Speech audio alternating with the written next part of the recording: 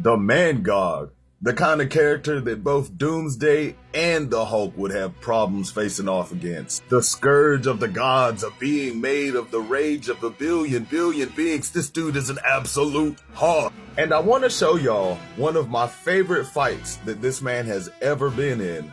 But to really get y'all to understand why this fight is so impressive, I gotta start with a couple of other characters first. One of them being Jane Foster Thor. And I mean, if you haven't read any of her books, I'm sure looking at her, she can be an easy throwaway because she ain't the real Thor. But you would be sadly mistaken if you thought that this still wasn't one of the most powerful characters in comics. Because regardless as to whether or not that's Thor Odinson, that's still a Thor. So if you want to see how powerful she is, check out my Jane Foster playlist. But the other character I would want to bring attention to is one of my favorite Thors, Volstagg of the Warriors 3, aka the War Thor. You see, the War Thor, guys, is at the crux of all of this. Now, I am going to continue this video under the assumption that you understand just how powerful Jane Foster is, because if you don't know how powerful she is,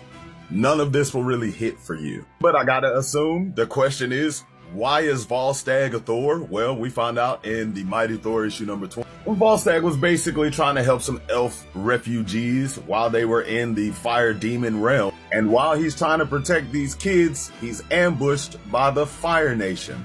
And before Volstagg has a chance to even really protect these kids, the freaking fire demon set off a giant nuke thing, which literally turned everything in the area to ash. Except for Volstagg, because, well, he's really tough. But them kids, not so much. And, well, that broke him. And the next time we see him, he's covered in the innards of the fire demons who dare thought that they would take those innocent children away from him. But he wasn't done. The rage was not ending, so he went to go do a thing. See, a magical weapon that was radiating rage just recently landed on old Asgard, and it was calling out to Volstagg. Mjolnir, the ultimate Mjolnir from the 1610 universe, landed on New Asgard. And like I said, it was calling out to Volstagg, and he heeded that call. This man lifted up this hammer, becoming the new War Thor. And, well, if you've ever seen Thor and his warrior's madness, that's this Thor all the time. Definitely more capability of reasoning, but still. Well, this dude ended up going to the realm of the fire demons. And when I say he started spinning the block, literally, this dude started spinning up the whole entire realm. It was insanity. He won't spare nobody. Nothing. And it's pretty funny because for a second, Amor the Enchantress and Ulik the Troll, who is another wildly powerful character who gets slept on far too often, but they roll. And I mean, they try to do a little something, shoot some magic at him. He dispels that because magic hammers. War Thor one-shots her ass. And then Ulik, a character who's been giving Thor problems for years, runs up and tries to punch this dude in his mouth. And as we can both see, it did no damage. That jawline and that beard were so impressive, in fact, that it broke this man's knuckle dusters made out of the Norn stones. And when he asked Thor, what is that beard made out of? You know what Thor said? "'Tis the beard of rage." Started working that man. And when I say working that man, I mean he was working that man.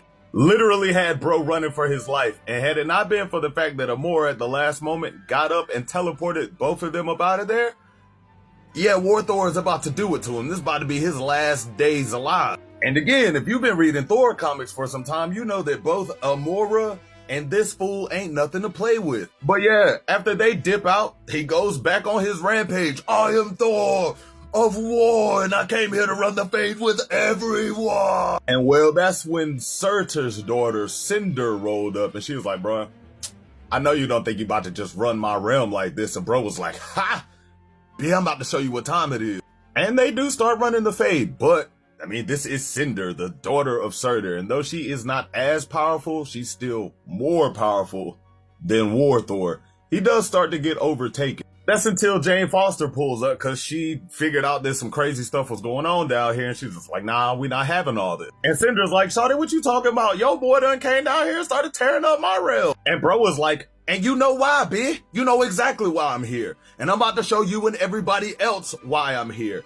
And he just starts turning up again, really trying to wash away the entire fire realm in rain and thunder. And when I tell you, he don't care who get caught up, fire demon kids get caught up in everything. And Jane's like, bruh, just because they're fire demons don't mean they're all evil. You trying to sweep up kids and stuff, gotta stop you. So that's when she teleports them to a realm in between realms, also known as Gunungagap. And this is when she tries to hit him with the talk no jutsu.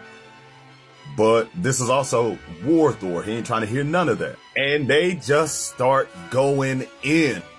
And I need y'all to understand that these are two Thors fighting at the top of their capability out here. These clashes between the two of them are so powerful, in fact, that they can be seen throughout all of the realms. And when I say they throwing them things, they throwing them things. I mean, War Thor knocked that girl's hammer to Vanaheim, and then Lightning Kamehameha blasted her to Niflheim, the realm of the dead.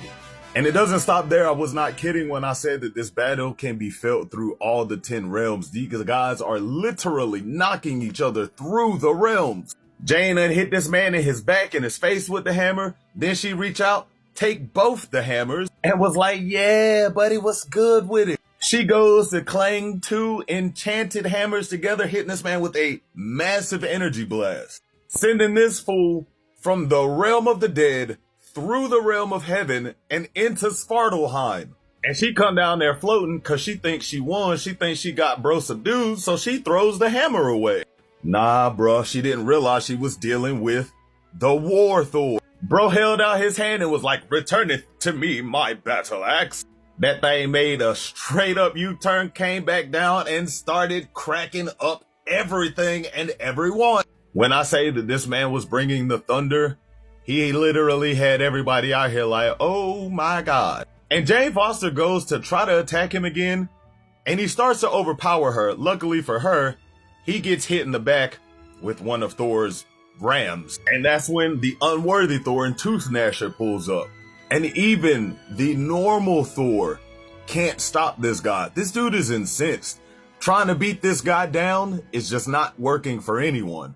So Jane Foster tries talk no jutsu one more time. Except this time, she faces off against the War Thor as a normal mortal woman. And at first bro was like, girl, you better back up off me. I'm the War Thor. I'll do it to you. But she was like, you're Volstagg. You're a good dude, man. You like kids. You like playing. You like eating. You like to be a jolly guy who goes out of his way to help people. Like, this ain't you, bro. And, well, he heard her out. He ended up chilling out, put down the hammer, and went on to continue to help Asgard do its thing. That is, until he heard that there was another threat looming on the horizon, one that has been a scourge of the gods since time immemorial. And so yet again, the War Thor raises his hammer and makes his way to battle to old Asgard, only to be attacked again by Tooth Gnasher. Except this time he wasn't actually trying to fight this Thor. He was trying to warn this Thor. See, Tooth Gnasher, he knew something was on old Asgard. And very soon, War Thor would know it too, because it makes a crash landing down right in front of the both of them. And being a god's best friend, Tooth Gnasher runs in with the smoke. Unfortunately, it was not ready for what it found, because what Tooth Gnasher and the War Thor found was the Man God, a being with the rage of a billion beings. And guys, when I tell you that Marvel has scarcely ever seen an ass whooping like the ass whooping that this man is about to put on Lord Almighty, Jesus Christ. And now that you guys have a general idea of just how powerful War Thor is, let me show you just how ain't shit War Thor is compared to Mangog. But that, ladies and gentlemen, is a story for another time. As for now, Excelsior War Corps. I'm Amar Soti, and I'll catch y'all later.